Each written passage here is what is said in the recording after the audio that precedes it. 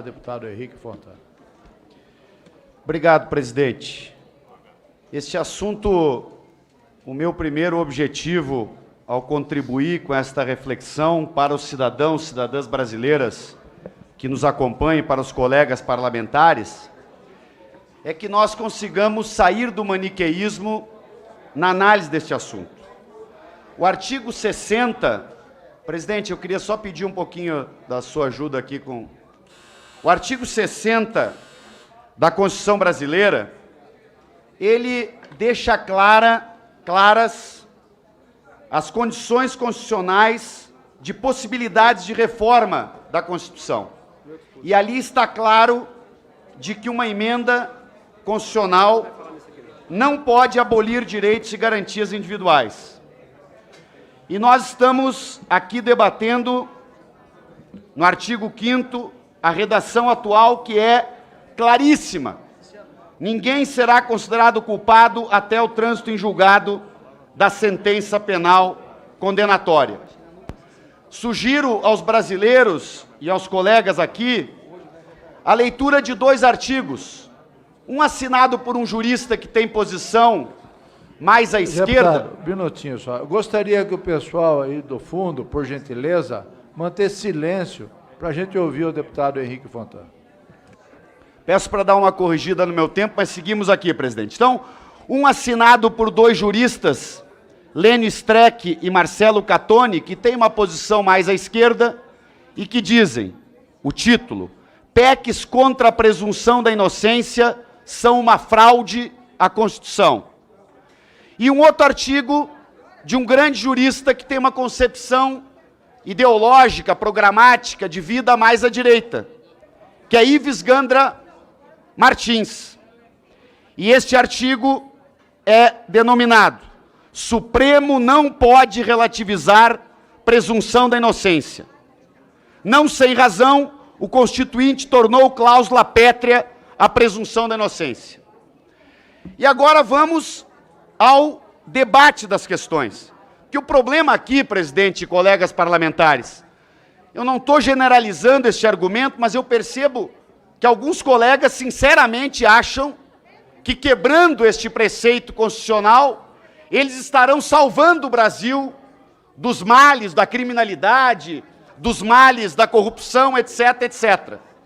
Agora, outros estão fazendo um debate que é baseado nos critérios da pós-verdade, presidente.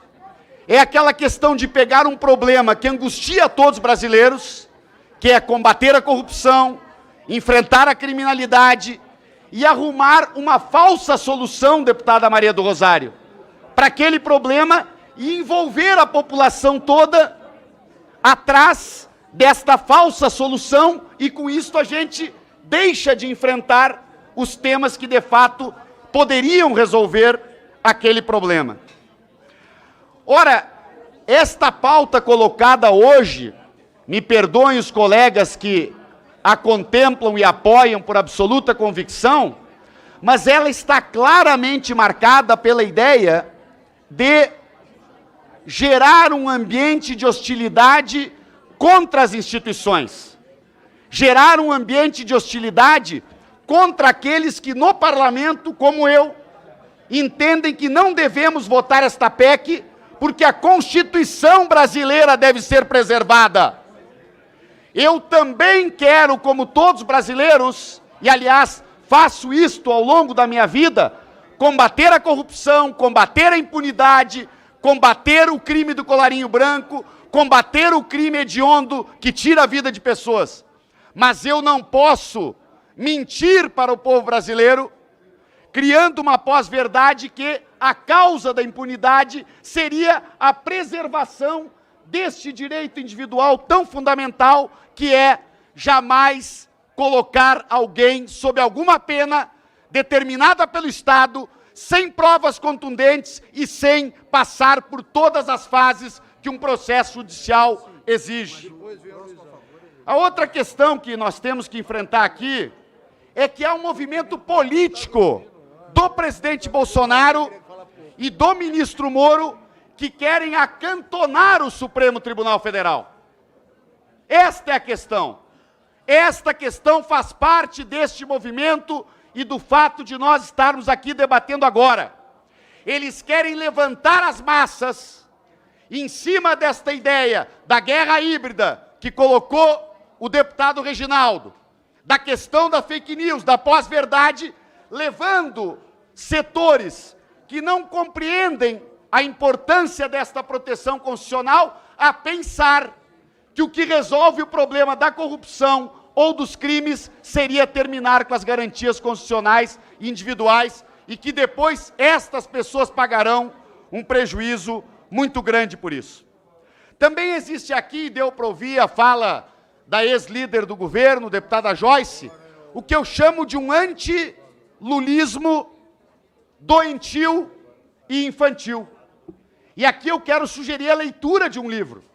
Como morrem as democracias? Morrem as democracias quando nós tentamos criminalizar aquele que pensa diferente, que, aliás, o presidente Bolsonaro é o líder mais desqualificado e acabado nesse sentido, quando ele, na véspera de uma eleição, grava um vídeo para insuflar as massas, dizendo: os vermelhos terão que sair do Brasil, os vermelhos serão mortos. E isto é o fim da democracia, isto é a intolerância, o ódio, isto é a ruptura do tecido democrático do país. E ele tenta trazer este debate com esse tipo de visão, presidente. E o coronel Tadeu hoje também, no plenário, infelizmente, disse que ficaria feliz com a morte do presidente Lula. Quanta baixaria, quanta falta de qualidade no argumento, querer eliminar o presidente Lula da democracia brasileira. E eu peço, presidente, talvez 3, 4 minutos do meu tempo e depois eu abro mão da minha inscrição.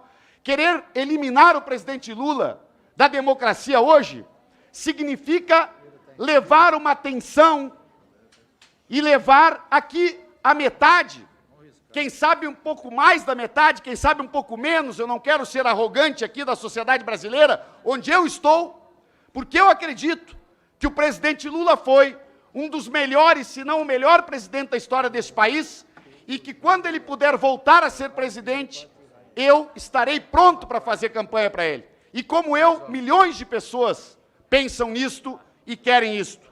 Então nós não podemos querer eliminar fora da regra aquele que pensa diferente de nós. Nós não podemos querer transformar os nossos adversários de ideias em inimigos a serem mortos ou a serem eliminados.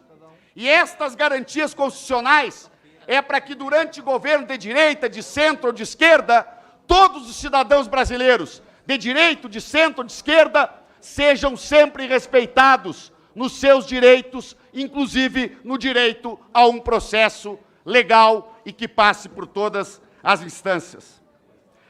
Uma outra questão, que é outra das pós-verdades e mentiras desse debate. O deputado Renildo Calheiros colocou muito bem isto ontem.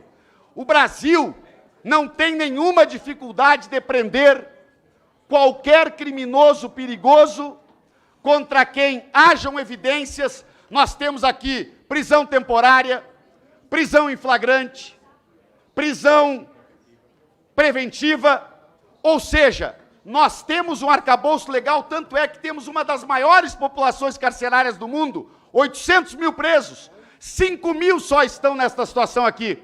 E por que levar à população brasileira o argumento terrorista de que ao aprovar este preceito, manter o preceito constitucional, nós estaríamos soltando criminosos perigosos, ou seja, mentindo, assustando e chantageando o povo brasileiro e desviando o povo brasileiro das verdadeiras mudanças.